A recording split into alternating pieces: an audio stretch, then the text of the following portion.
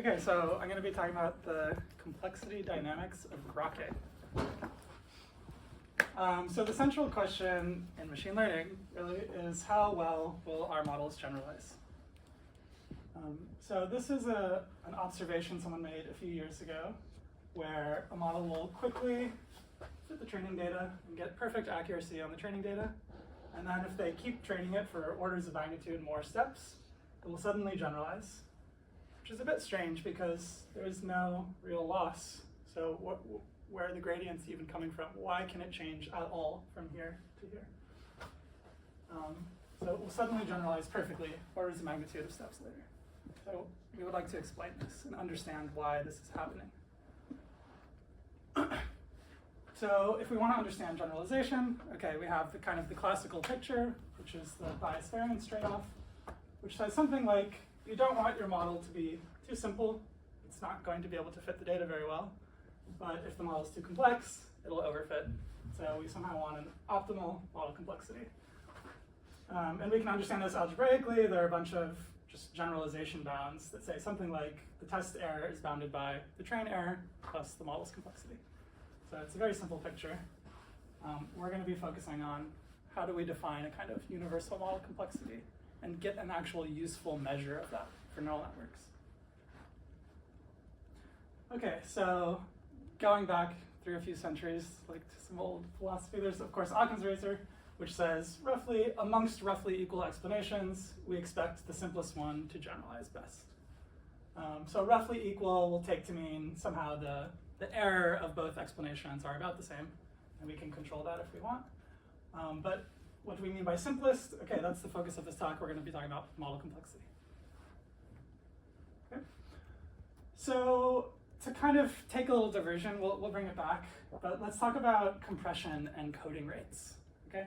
So Sharon's theorem says that the expected code length for n IID random variables, so if we want to encode them as optimally as possible, is no less than n times the entropy of the distribution that they come from. Okay, so we cannot losslessly compress data beyond the entropy of the distribution that data is coming from. As a kind of practical note, there are what are known as entropy coders, which are just things which approach this limit. So many decades ago, the best known thing was Huffman encoding, but since then there's been something called arithmetic encoding, which is like actually asymptotically optimal. So you can get arbitrarily close to the entropy limit now. Actually, the person who invented arithmetic coding is this guy, and he also gave us something called the minimum description length principle. So the minimum description length principle says that you should minimize the sum of the entropy of the data under the model and the model's complexity. Okay, so if we think back to the generalization bound, it's actually saying the same thing, right? Because the error on the training data, if you think of your loss function as like a cross entropy loss, or really any kind of entropy loss, this is the training error, actually. So somehow minimizing the training error and the model complexity comes from a compression perspective, but also from like statistical generalization bounds. So that's kind of an interesting unification of those two things. But if we think for a second, so what are the units of the entropy? It's information, but it's sort of like random information. Whereas the units of the complexity of the model, it's definitely information. It takes information to specify the model. But is it random information?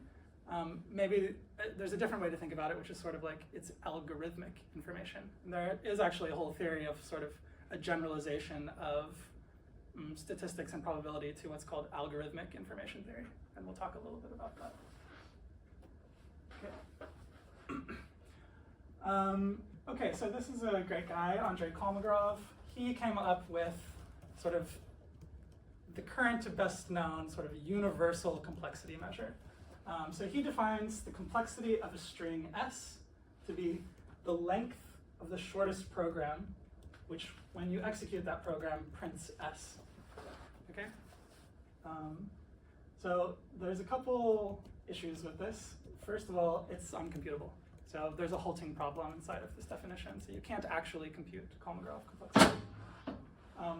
There is a fun kind of shift to your thinking that can happen here. In computability theory, nothing is truly random. We kind of assume everything is the output of a program. And so the definition of random in Kolmogorov complexity theory is actually that the length of the shortest program is equal to the length of the string itself. So in some sense, the shortest description of that piece of data is the data itself.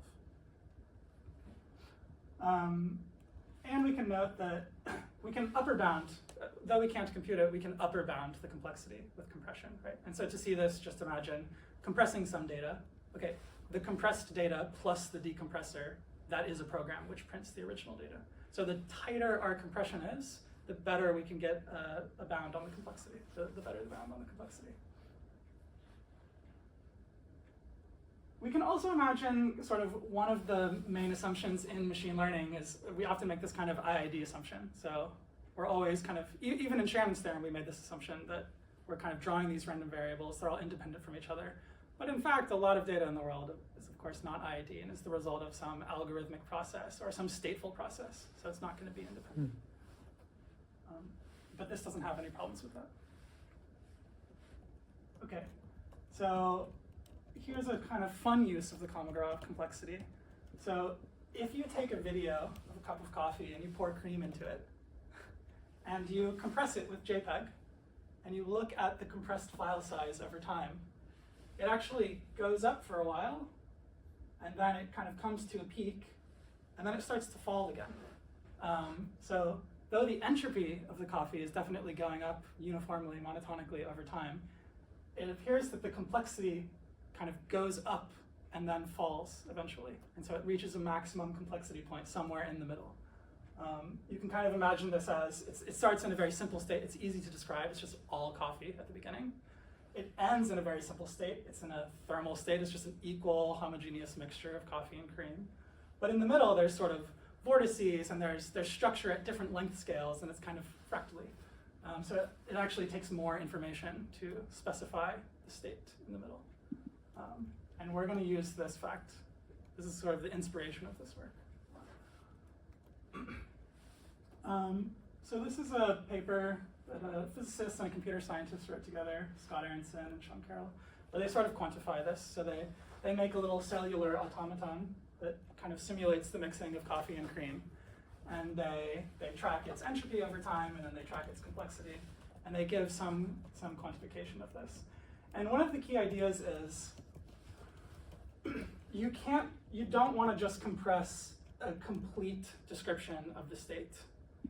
There's going to be a lot of random information in your system due to the dynamics of it. And random information, as we said before, is exactly that which cannot be compressed. So if you keep the random information in your state description, you will never be able to compress very usefully, and you won't get good complexity bounds. So they have to do some kind of coarse graining procedure. Actually, if we go back, if we look, this was the JPEG file size. This is not a lossless compression. This is a lossy compression. So how do we actually justify this step? Like, what does it mean to have a kind of like principled lossy compression scheme? That's going to be, they actually don't answer it in this paper. And that was one of the contributions of this work. So this is the question. How can we justify this? So if x hat is our kind of coarse-grained description of the state, okay, the Kolmogorov complexity, the compression upper bound of this, doesn't actually necessarily tell us anything about that. So what have we actually done here? So if we want to formalize this idea of lossy compression, there actually is a theory of this. It's called rate distortion theory. And then the generalization from pure statistics to sort of the algorithmic land is just called algorithmic rate distortion theory. So we say the algorithmic rate distortion of y with respect to x. So x is kind of our input string. This is what we're going to encode. And then y is sort of our like lossily compressed string, or the decompression of it. We'll say it's the minimum over y, of Kolmogorov complexity of y, given some distortion function is bounded by epsilon. Okay, so what is this distortion function? If you're doing image compression, for example, JPEG, you just have a model. You specify a model ahead of time of like the human visual perception system. So you don't care necessarily about like the absolute reconstruction error under like an L2 norm or something. You just say, oh, this is what I think the human visual perception system cares about. In particular, we don't really care about like high frequency details. So the way JPEG compression works, They do like a discrete cosine transform, and then they get rid of all of the like high frequency information. So what distortion function should we use if we want to think about compressing neural networks? That's kind of the question here. We're going to use the loss function. The loss function is the distortion, right? Because what we care about is the error, is under the loss function. Like we've sort of said ahead of time, okay, what we want our neural nets to optimize is the loss function. So that's what we'll use. Are there any questions about that?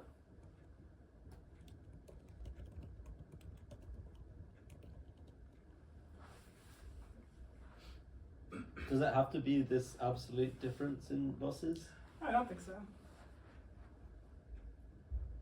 Sure, I mean, you could do absolute difference squared. Or yeah, I'm just wondering whether that corresponds to something different downstream. No, this is sort of, I put it in by fiat. Okay. Yeah. Cool. Yeah, so that lets us control the complexity of the model while retaining compression of the data. Okay, so again, if we think of the loss function as entropy, which it usually is when we're actually doing machine learning, we're saying I'm still going to be able to compress the data and roughly the same as I was originally able to. And I'm just going to bound that difference by epsilon. Okay. So now I'm going to talk a little bit about regularization. So when we train models, we'll regularize them. And the point of doing that is to make sure that they are not very complex. We want to keep them as simple as possible, according to Occam's razor.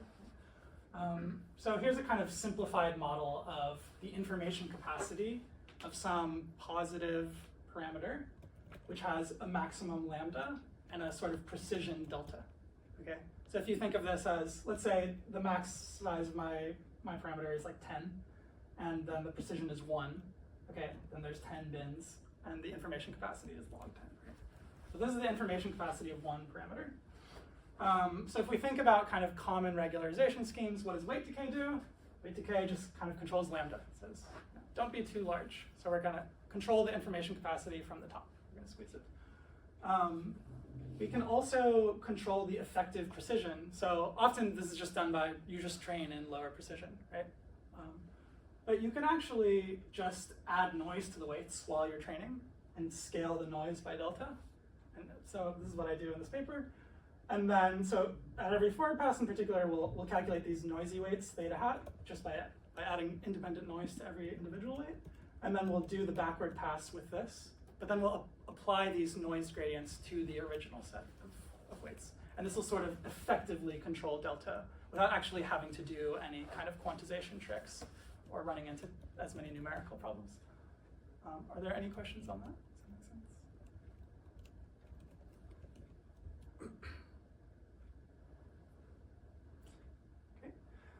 So that's a sort of like way oversimplified view of the information capacity of the parameters in a neural network. Of course, there's more details. One can also think about sort of spectral information. So in particular, these parameters are usually, they're parametrizing matrices, right? And so we can think about sort of like the spectral information of the matrix. So this is going to be information that's spread throughout the weights. So maybe just looking at one individual weight at a time is sort of not a sufficient picture. Okay, this is the slide I have to apologize the most for. It's just 3 equations.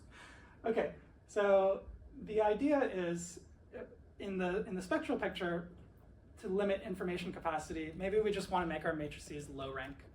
We just want to make sure, okay, effectively they're not using very much of their capacity, and that's maybe a good regularization scheme. So how can we enforce this? This is a very simple idea. So recall the singular value decomposition of a matrix M. You decompose it into 3 matrices, U, S, and V. So S is a diagonal matrix of the singular values, and these are just transformation matrices. So this is another way to write it, where sigma I are the singular values. Okay. And the singular value decomposition says, or sorry, the optimal rank K decomposition under the Frobenius norm, so the L2 norm of the matrix, is just truncate this at some value K. So you just take the top K singular values. So you can do actually a funny thing. Some mathematicians proved this like 20 years ago. If you normalize your singular values like this, so now they sum to 1, so that you can think of them as a probability distribution, you can actually look at the entropy of this probability distribution. So you could call this the spectral entropy. And in fact, this tells you about the effective rank of the matrix. And it's a differentiable measure. So it's sort of the intrinsic dimension of the matrix. So if you want, you can minimize this, and you'll effectively enforce a low rank penalty on your matrix. And so we do that here. Cool, so to come back to Grokking, what do we want to actually do? We want to compress, we want to regularize our matrices to make sure they're as simple as possible. And then we want to compress them throughout the training process to get a bound on the complexity and see what is going on when they transition from this memorization phase, where they've just memorized their training data, to this generalization phase. So according to Occam's razor, what we should expect to see is that there should be a drop in the complexity, right? It's the simpler explanations that generalize better. But it's hard to get these tight measures of complexity without a way of removing the random information. So if you just kind of naively gzip, I tried this a lot actually, if you just naively gzip your weights, you're gonna get very, very bad upper bounds on the complexity. They're not gonna tell you anything. There's not gonna be any interesting dynamics. And so you sort of need a procedure like this to remove the random information. That's why I said the kind of the key idea is that bounding the loss difference according to epsilon. That's what tells you how to remove the random information and whether that was a valid thing to do. By the way, in general, there is no general procedure for deciding if information is random. That's actually an undecidable question. So you do have to kind of put something in by fiat, right? Which is why the justification is cool. So this is what we see. So I'm tracking the complexity in bytes on the y-axis, as measured by the tightest compression that I can achieve on these networks. And so blue is an unregularized network. And so what happens? It memorizes the training data here. Train accuracy is, it's 100%. And it never generalizes. It just stays at high complexity throughout the rest of training. And if I have a regularized network, okay, the complexity goes up. It's memorizing, it's not doing anything good. It's memorized completely here. And then the complexity falls. So just like we saw in the kind of coffee cup example, there's a rise and then fall of complexity. And that corresponds to memorization followed by generalization. So that's kind of the main plot here. So we can look at this in a couple of examples. This is on the modular multiplication. So these are very, very small, very simple data sets. If we look at it on a few more, here I'm actually plotting the train accuracy and test accuracy curves in dashed and then solid line. Okay, so again, you can see in every case there's the memorization phase where train accuracy goes to 100, and then there's the generalization phase, and this always corresponds to this kind of fall of complexity. So this is great. We can track the complexity dynamics of the neural networks as they transition from memorization to generalization. Any questions on this?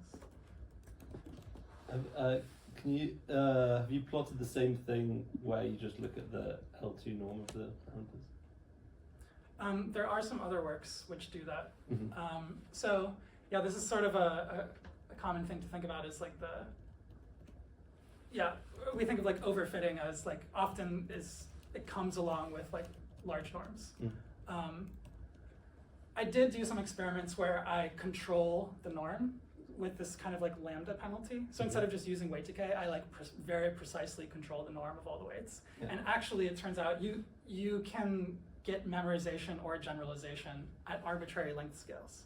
Because you need to, so the norm is one way to be simple. It's one way to be complex, but it's not the only way. Mm-hmm. So if you limit that, potentially the network can sneak in complexity in other ways. Right, but and this is why you have the spectral editor as well. Exactly. Okay. Yeah. So people often use like something like the number of parameters or the norm, the total norm of the neural network as like a proxy of its complexity. Yeah. And one of the points I'm kind of trying to make is like those are proxies of complexity, but they're not the whole story. Right. And there are ways to kind of be fooled because, okay, you can control the norm, you can control this, you can control that, but the network could still be very complex, actually. And so you need a compression bound because that is sort of, that's actually bounding the complexity. Right. Yeah.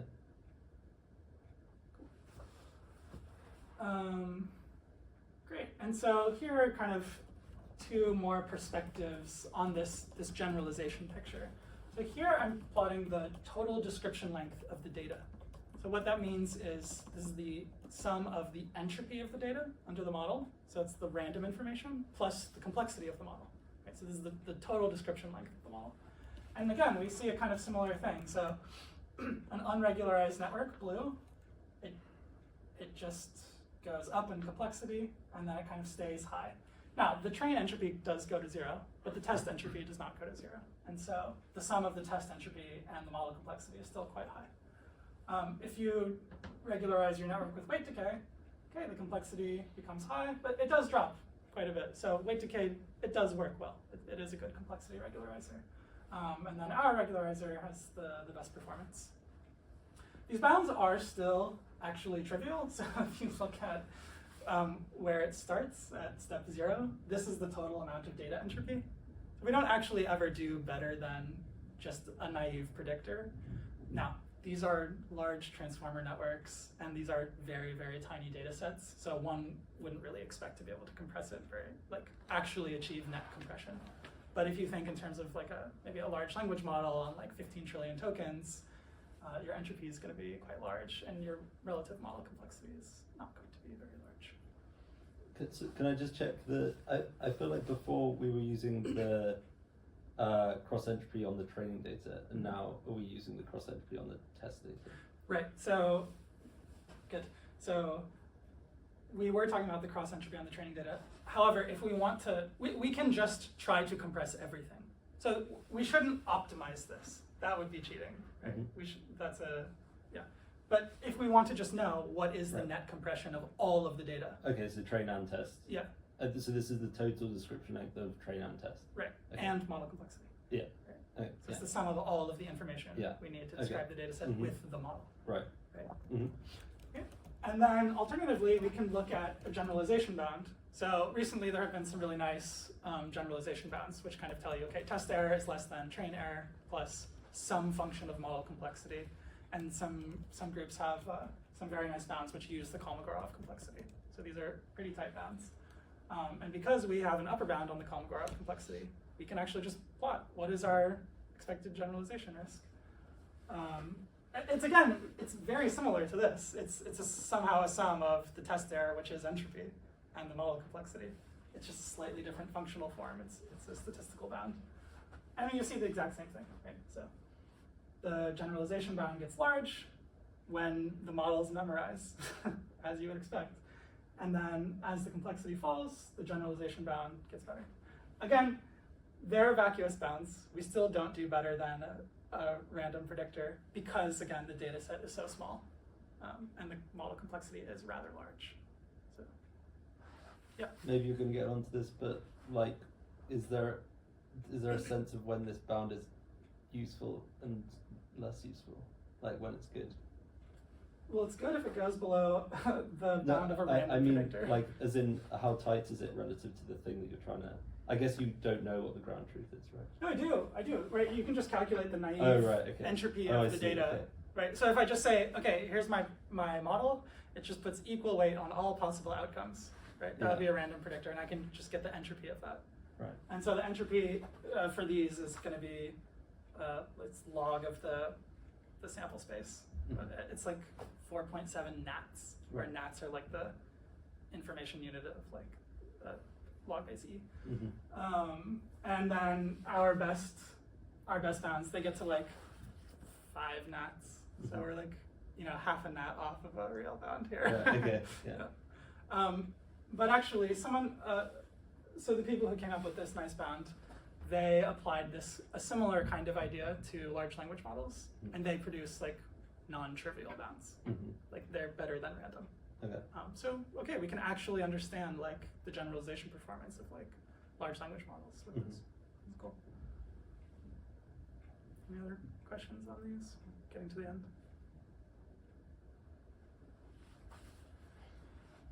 Okay, this is the last slide. So there's something called the Hutter Prize, which is come up by this guy, Marcus Hutter. He sort of had a lot of these insights a long time ago, which is sort of the nature of intelligence is kind of very deeply linked to compression. And he's kind of been pushing this algorithmic information perspective and sort of compression perspective in AI and machine learning for a long time. And to put his money where his mouth is, he has this prize, which is the best compression you can achieve on a subset of Wikipedia. And so you submit an open source program to him, and he runs it on his little desktop computer. And we just see, okay, how much were you able to compress Wikipedia? And for the longest time, it was sort of generic compression methods, things like gzip or whatever.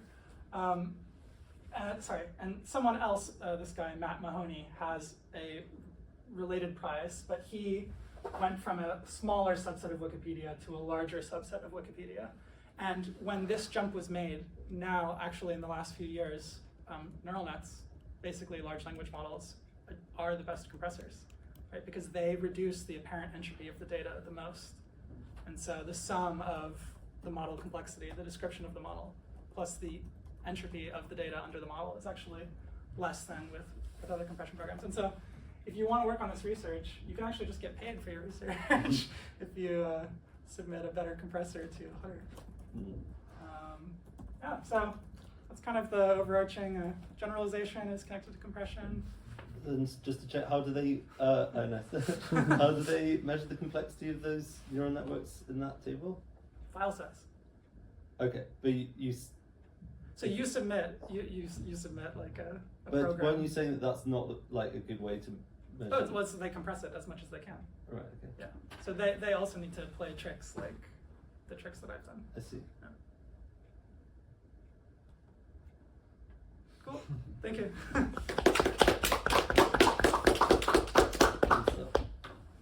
Any overall questions? So that's online compression for like with Yeah. like you Yeah. if you that's been the channel like that. It's a bit unpractical. Yes, it's very slow. unpractical. It's very slow. Sure. Yeah. How good is stuff like neural implicit representations at these kind of compression? Neural what? Like neural implicit representations, like where do they rank? Wait, sorry, do you mean like NERF kind of things? Yeah. I don't know about anyone applying NERF things to compression. I heard like some people. They're still in images. Yeah. Okay. I haven't heard of that. Could they use I it have like no idea. compression neural networks and stuff?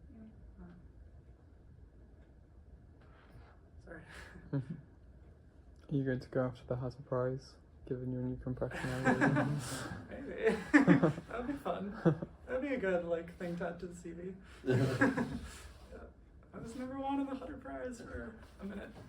Yeah. Unfortunately, the top program, it's released by this guy, Fabrice Spillard. Mm-hmm. He's sort of like, if you had to make a list of the top 5 living programmers, he would probably be on that list. Mm-hmm. So beating him is a tricky challenge, Well, I think. you're also in that top 5.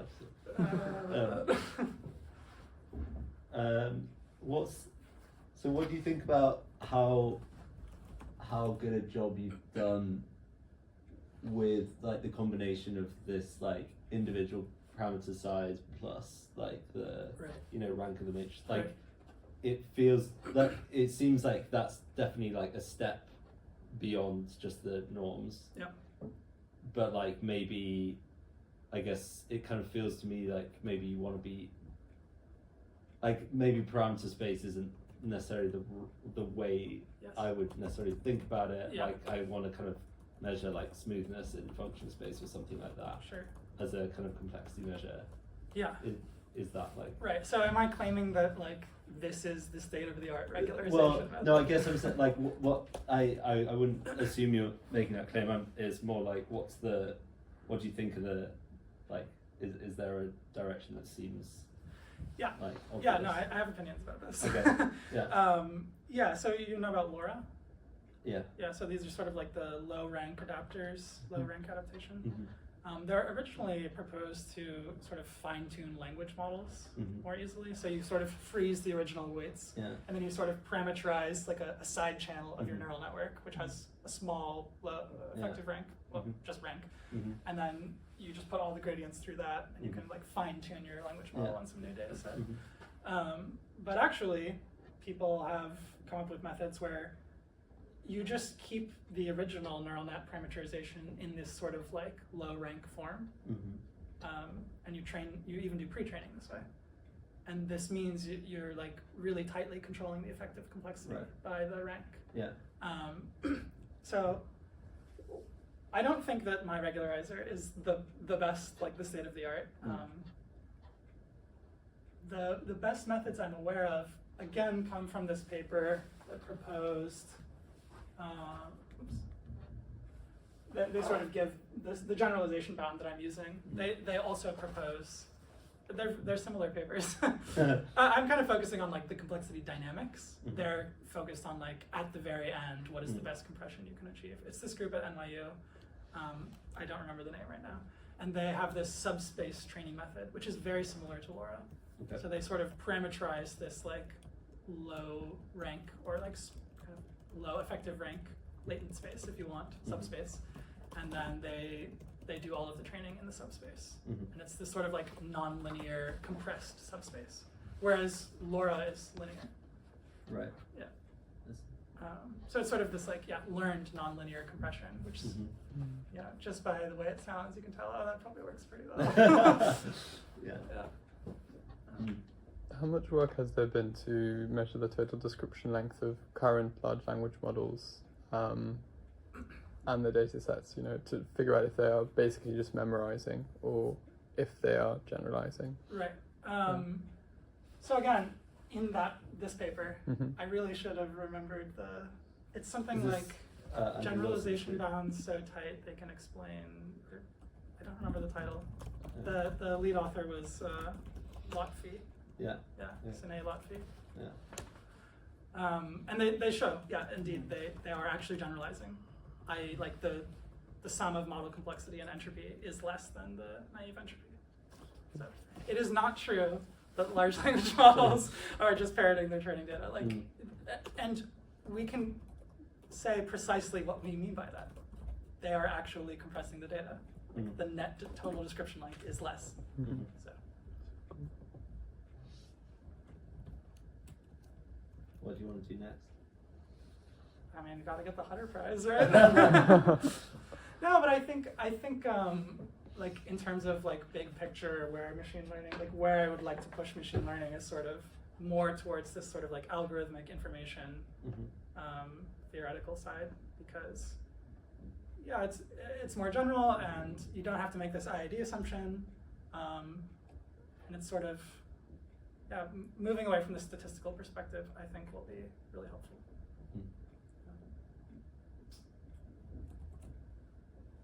Not that the stats perspective isn't helpful. I just think this one is a little underexplored.